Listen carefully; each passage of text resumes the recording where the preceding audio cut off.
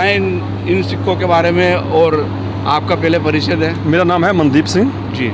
ये जो सिक्के ठीक है जी, जो सिक्के लगाए हुए हैं इसमें जो महाराजा रणजीत सिंह ने जब पंजाब में राज किया उससे जी। कम से कम 35 साल पहले जी सिखों ने अहमद शाह अब्दाली से लड़के जी पंजाब का राइट हासिल किया। जी पानीपत आपने मूवी देखी है जी शायद, उसमें ये बताया गया था कि पानीपत के बाद अब्दाली फिर कभी इंडिया में नहीं आया। जी ये अधूरी कहानी है। जी। ये किसी को 1761 और 14 फरवरी को ये लड़ाई हुई थी पानीपत की।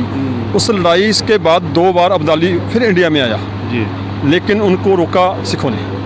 और जो जब रोका गया उसके बाद अब्दाली से लड़ते लड़ते ही हमने उनसे लाहौर छीना पहले, जी फिर मुल्तान छीना, जी फिर कश्मीर छीना, जी फिर डेरा गाजी खान छीना, फिर पेशावर छीना। जी ये जो 5 बड़ी स्टेट्स थी उस समय अगर सिख ना लड़ते, महाराजा रणजीत सिंह ना लड़ते जी तो पॉसिबल था आज भी कश्मीर अफगानिस्तान का पार्ट होता। जी जी। वैसे भारत के उसमें भी सिखों का बहुत बड़ा योगदान है, और आज भी बहुत अच्छी बात है, क्योंकि ये बहुत बड़ी ऐतिहासिक फैक्ट्स है। 1752, 53, 54 के नियर अबाउट कश्मीर को कैप्चर कर लिया गया था जी अहमद शाह अब्दाली द्वारा।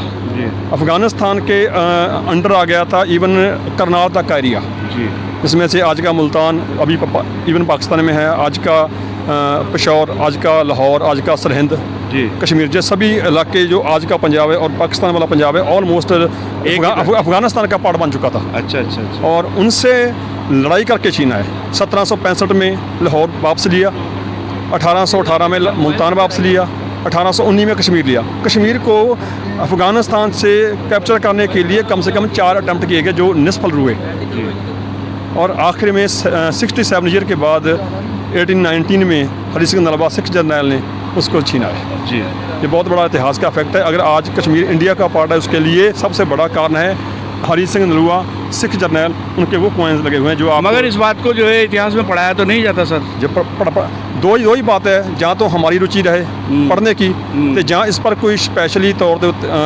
हमारी बुक्स नहीं, सरकार की भी तो रुचि हाँ, सरकार की ड्यूटी बनती है, रुचि नहीं, हाँ, उनकी ड्यूटी बनती है। ड्यूटी बनती है। जो रियल हिस्ट्री है, जो रियल इतिहास के फैक्ट्स हैं वो सरकार को बताने चाहिए। जी ये बड़ा ज़रूरी है। नहीं, ये बहुत बड़ी बात है ना, सब इतनी सारा करा है, सब कुछ इतना मेहनत करी है, इतना सब कुछ करा है। एक वरना आज भारत एक कैसे होता। हाँ, क्योंकि लिखा हुआ बात हिस्ट्री पर और है, जो कॉइन्स पर लिखा हुआ है सबसे बड़ा एविडेंस है जी, जो सबसे बड़ा प्रूफ है इस चीज़ का कि जो वो कॉइन है ये डेरा गाजी खान डेरा जाट के इवन 1947 में पाकिस्तान और इंडिया डिवाइडेड हो गए जी, बंट गए, लेकिन उससे जब पीछे जाते हैं जी, तब जो जितना भी एरिया पाकिस्तान के पास आज है उनसे 75% एरिया वो है जो सिखों ने लड़ाई लड़कर जीता था अफगानिस्तान से। पाकिस्तान के पास जो है, जो आज का पाकिस्तान का बोली भी बिल्कुल वैसी ही है, बहुत सारी बातें बिल्कुल मिलती हैं।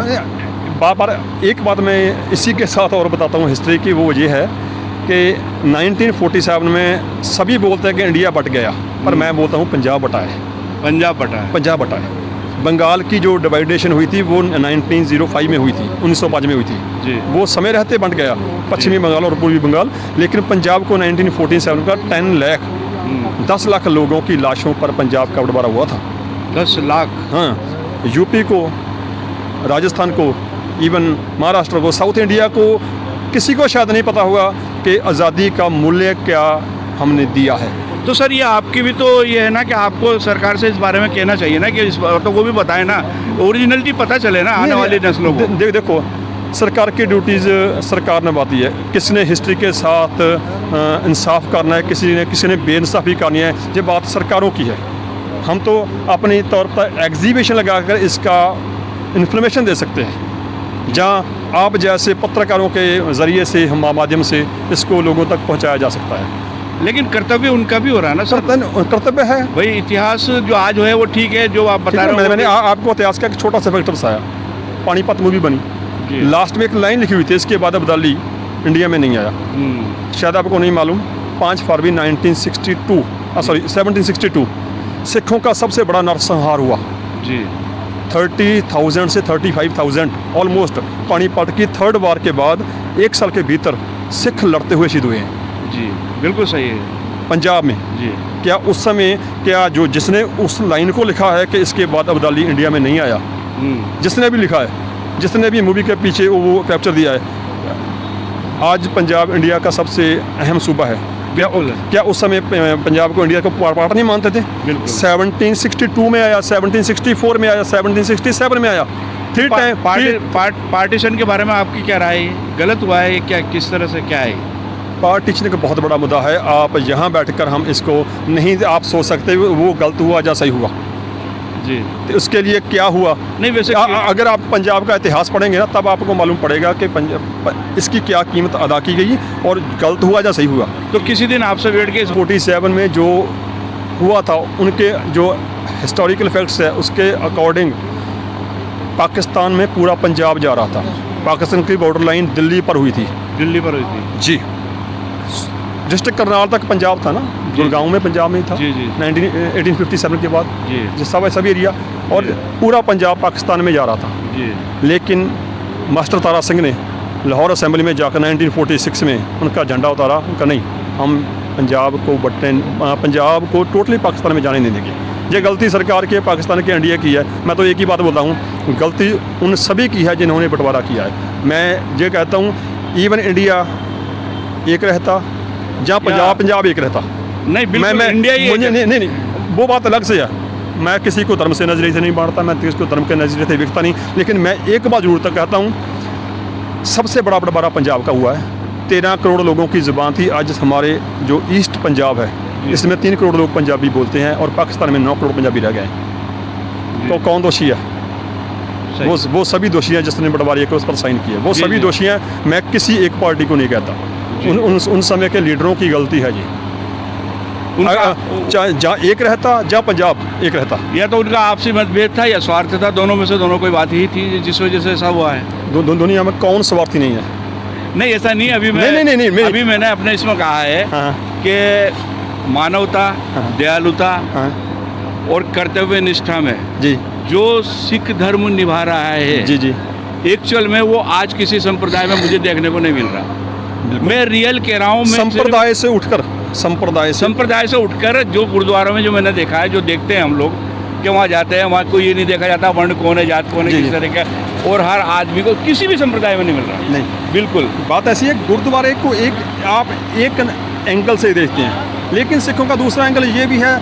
अभी जब भी कोई नेशनल डिसऑर्डर होता है, कोई भी मतलब कुदरती आफत आती है, मतलब कोई हाँ बिल्कुल सही है। चाहे वो केरला में अपने क्या आया था वहाँ हड़ आए थे, चाहे वो उत्तराखंड में कोई प्रॉब्लम आई थी जब भूस्खलन हुआ था जी। इवन कोई कभी कहीं पर अकाल पड़ता है जी। तो कौन सबसे पहले एड पहुँचती है? बिल्कुल सही। मतलब गुरुद्वारे में लंगर को बांटना वो हमारी परंपरा है। लेकिन सिखों की जो एक्चुअली में जो सिस्टम है उसमें ये है कि किसी को भी अगर कोई प्रॉब्लम आए, सिखों के 3 मेन नियम है, किरत करो, नाम जपो और वंश छको। किरत धर्म की करना है, नाम रब का नाम तो सारे ही जपते हैं। कोई अल्लाह अकबर कहता है, कोई राम नाम सीताराम बोलता है, कोई ऐसे वो जिसके जैसे वो उसका। लेकिन तीसरा जो सिखों का मेन पॉइंट है वो है वंड छको। वंड को शको का मतलब ही ये है कि बांट कर खाना। बांट कर खाने का मतलब ऐसा नहीं कि केवल पंगत लगे लंगर में ही हम बांट कर खाते हैं। किसी को ज़रूरत पड़ती है, कहीं कोई कुदरती आफ्ता आती है, प्रॉब्लम आती है, तो वहाँ पर भी सिख जाकर अपना योगदान डालते हैं। योगदान बिल्कुल बिल्कुल बिल्कुल वो भी वंड शको में ही आता है। बांट कर जिसको जो ज़रूरत है उसका वो ज़रूरत पहुँचाई जाए। जी जी जी। आपसे मिलकर बहुत बेहद खुशी हुई। शुक्रिया। और इस बात को देख के कि इस तरीके की भावनाएं हैं। हाँ जी। और आपके साथ कितना वाकई सच है ये, कितना अत्याचार हुआ है, क्या सब कुछ है, उसके उपरांत भी आपकी सोच, आपके अंदर की भावनाएं देख के बड़ी बेहद खुशी होती है। और काश अगर ये सभी संप्रदाय में हो तो मैं आज ये कह रहा हूँ कि किसी तरीके का कोई जातिवादी पैदा ना हो। दुनिया में सबसे बड़ा धर्म ही मानवता है। गुरु गोबिंद सिंह जी का एक पवित्र वचन है, साच तो सुन ले हो सब है, जिन प्रेम की उतने ही प्रभु पाया। जिसने प्रेम किया उसी ने प्रभु को पाया है। हमारे गुरु ग्रंथ साहिब में सुखमनी साहब की बाणी आती है, उसमें गुरु अर्जन देव जी का पवित्र वचन है, सर्व धर्म है श्रेष्ठ धर्म। दुनिया में सबसे बड़ा जो धर्म है ना, श्रेष्ठ धर्म है मानवता। उसमें आगे उनकी जो लाइन है, सर्व धर्म में श्रेष्ठ धर्म, हर को नाम जप निर्मल कर्म। परमात्मा का नाम जपिए और सच्चे कर्म कीजिए, सच्चे कर्म कीजिए। और जो सचमुच इंसान का कृत करने का जो उद्देश्य है उसको पूरा करें। आपसे मिलके बहुत आदरणीय। पहले तो आप अपना परिचय दें। नमस्कार सर, मेरा नाम चमकौर सिंह है। मैं लुधियाना तो आया हूँ। मैं Sirhind mint Mughal coin collection करता रहा हूँ। सरहंद लाहौर तो दिल्ली जीटी रोड पे पड़ता है। पंजाब का एक अच्छा फोर्टिफाइड टाउन है। वहाँ के जो मुग़ल राजा थे जितने भी, उन्होंने सरहंद मिंट शुरू किया था। सरहंद के टकसाल के सिक्के बनाने पहली बार मुग़लों ने शुरू किए थे।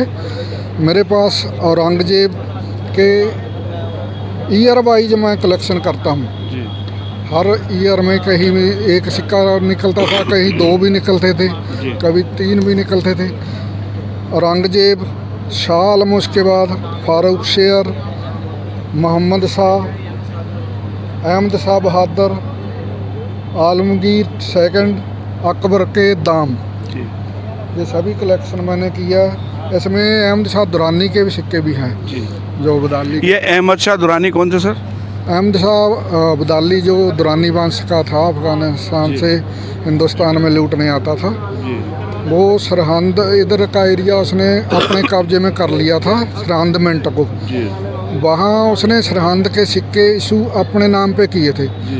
उसके अंदर उसने पंजाब की स्टेटें थी, Patiala state, Nabha state, Malerkotla state, Jind state, Kaithal state, वो 5 स्टेटों के जितने भी सिक्के थे सरहंद मिंट में उन्हीं के नाम पे बनते थे। तो वो सिक्के आपने कलेक्शन कराए? हाँ जी, वो भी ये अहमद शाह दुरानी के हैं, ये मलेरकोटला के हैं, जींद, नाभा, कैथल, ये पटियाला के हैं। ये अकबर के कॉपर के दाम हैं। अकबर ने अपने राजकाल के 30वें साल में दीन इलाही धर्म चलाया था। उसके जो उनकी गलती थी। हाँ, क्योंकि दीन इलाही तो दीन इलाही होता है। हाँ। वो किसी के बनाने से दीन इलाही नहीं होता। हाँ जी, उसके जो मंत्री थे उन्होंने उसको चलो प्रेज कर दी उसकी अल्लाह के बराबर। उन्होंने हाँ। दीन के इलाही धर्म। तो वो जो करना जो है वो मैं उस बात का कायल नहीं हूँ उस बात को, क्योंकि दीन इलाही कुछ और ही है और हम कह दें कि हम भी कोई अपना वो बना लें तो नहीं बनता। उसी तरह उन्होंने 12 मंथ अपने हिसाब से चलाए थे। उन 12 मंथों के हिसाब से हर मंथ में सिक्के निकलते थे अकबर के डिफरेंट मिंट में, डिफरेंट टकसाल में। उनसे मैं सरहंद के कलेक्शन करता हूँ। सरहंद के डिफरेंट मंथ वाइज ये कलेक्शन मेरी जहाँ रखी हुई। सर मैं आपसे एक छोटा सा प्रश्न कर रहा हूँ। अकबर जलालुद्दीन अकबर कहा गया है और राजनीति भी अच्छी करी है। क्या उन्होंने जो राजनीति करी है या उन्होंने जो बादशाहत की है, क्या वो बादशाहत और वो जो राजनीति है वो किसी